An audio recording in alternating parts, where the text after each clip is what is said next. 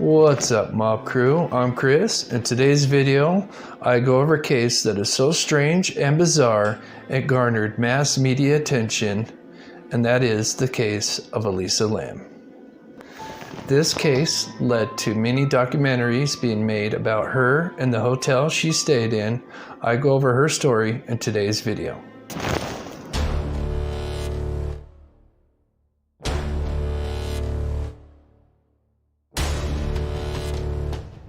Welcome back to the channel, everybody, where we cover murder, mystery, to the paranormal. This is Elisa Lam, a beautiful young college student from British Columbia. She was born on April 30th, 1991. Lam's family immigrated to Canada, where they opened a restaurant in Burnaby, British Columbia. Elisa Lam was a student at University Hill Secondary and the University of British Columbia. Lam decided she wanted to go see other parts of America and would travel to Los Angeles via Amtrak. On January 26, 2013, Lam checked into the Cecil Hotel, also known as Stay on Main, which is located in downtown Los Angeles near Skid Row. Skid Row is a highly dense homeless population that can be very dangerous for tourists and others due to its high crime and mortality rate.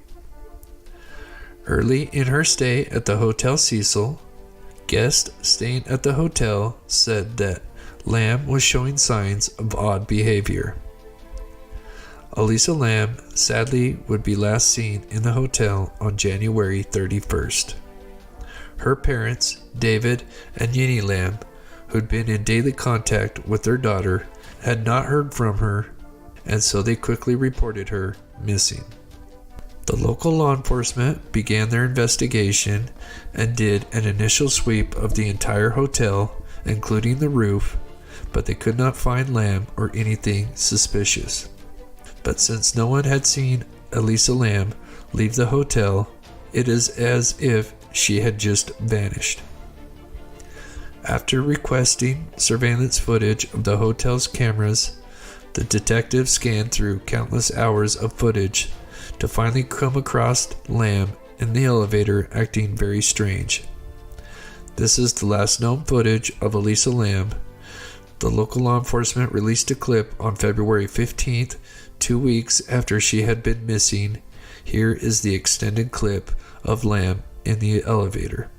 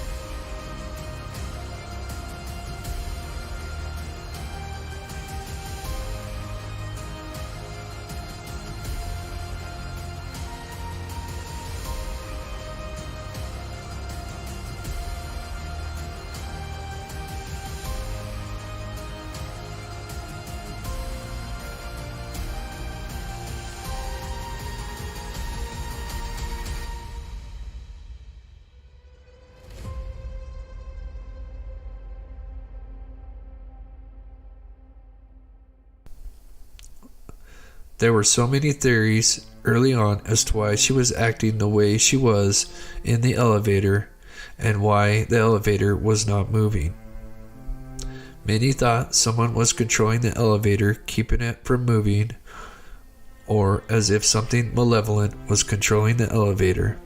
It also looked as if she was talking to someone or something when she walks out of the elevator. But one of the most disturbing things was the fact that Lam was not seen on any other cameras, meaning that she had not left that hotel. And either she had disappeared into thin air, or she was still in that hotel somewhere, possibly being held against her will, or worse. As investigators continued their search for Lam, guests at the hotel began complaining about the low water pressure. Some later claimed that their water was black and had an unusual taste. On the morning of February 19th, almost 3 weeks since Lam was seen, Santiago Lopez, a hotel maintenance worker, found Lam's body in one of the 4 1,000-gallon tanks located on the roof that provide water to the guest rooms and other facilities in the hotel.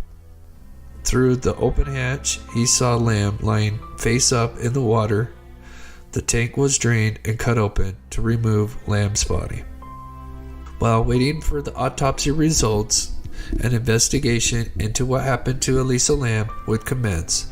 But one of the biggest problems or confusion in the case was when someone was reportedly quoted saying that the lid was closed when they found Lam's body, suggesting either she had closed it when she was dropping into the tank, which would have been nearly impossible with how heavy the lid is, or more likely she was dumped in there and was the victim of foul play.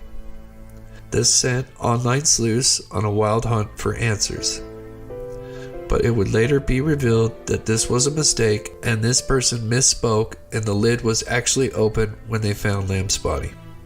This still hadn't answered the question as to how she managed to get in the tank, considering the doors and stairs that access the hotel's roof are locked, with only staff having passcodes and keys, and any attempt to force them would supposedly trigger an alarm. The hotel's fire escape would have allowed her to bypass those security measures. Elisa Lam's scent trail was lost near a window that connected to the fire escape outside. On February 21st, 3 weeks after Lam disappeared, the Los Angeles Coroner's Office issued a finding of accidental drowning, with bipolar disorder as a significant factor, as she had been prescribed medication for her mental health. But many couldn't accept the coroner's finding and believed she had been the victim of foul play, considering she was found naked lying face up in the water tank. Usually drowning victims are found floating face down in the water. Online sleuths started making strange connections, like the major outbreak of tuberculosis in downtown LA and Skid Row community during that time she was visiting the hotel. And strangely, the test for TB that is given was called the Lam-Elise test, which is Elisa Lam's first and last name reversed. People thought she could have been a biological weapon and had been silenced and dumped in the water tank.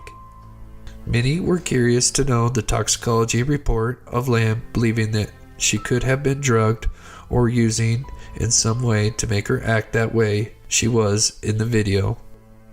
This report took until June to be released, and the results revealed that there was nothing suspicious in her system, just low amounts of prescription she was taking, which suggested that she stopped taking her medication, which could have caused her to have a psychotic episode and caused further depression, suggesting she got off the elevator and proceeded to the window that leads to the fire escape, and from there she climbed the ladder to the roof and walked over to the structure and climbed the ladder that would allow her to access the water tanks, and she opened the lid and entered the tank to take her own life. One of the biggest questions was solved regarding the behavior of the elevator not moving when she had pressed the buttons to other floors. The reason it did not attempt to change floors when she was frantically pressing all the buttons is the one that she pressed on the bottom row was the open door button, which causes the elevator to stay on that floor with the doors open for a certain amount of time. And if Lam was confused and did not realize she had pressed that button, this would have appeared to her as if someone was controlling the elevator and further caused paranoia, explaining her odd behavior as if she was looking for the person doing this. My biggest problem with everything is why would she take off her clothes if she was going to take her own life? And they never did an official SA kit on her. Her parents would later try and sue the hotel for wrongful death, but the case would later be dismissed. One thing is for sure, that this would not be the first time something strange has happened at the Hotel Cecil, and one could say it has a very dark history, which I will cover another day on this channel. Please share your thoughts on this case and what you think happened to Elisa Lam. Do you believe the coroner's report? Please smash that like button if you enjoyed today's video. Please click that subscribe button if you are new. Tap that bell and turn on all notifications so you don't miss an upload. Please consider supporting my channel by becoming a member or by donating to one of the links in the description. Shout out to Carly Ferguson and Kat John for becoming members. Thank you so much. If you are still here and waiting to see who today's missing person case is, then you are awesome. And from now on, the first person I see who puts in the comments the name of the missing person and where they're from, I will pin it at the top and I will give you a shout out in the next video.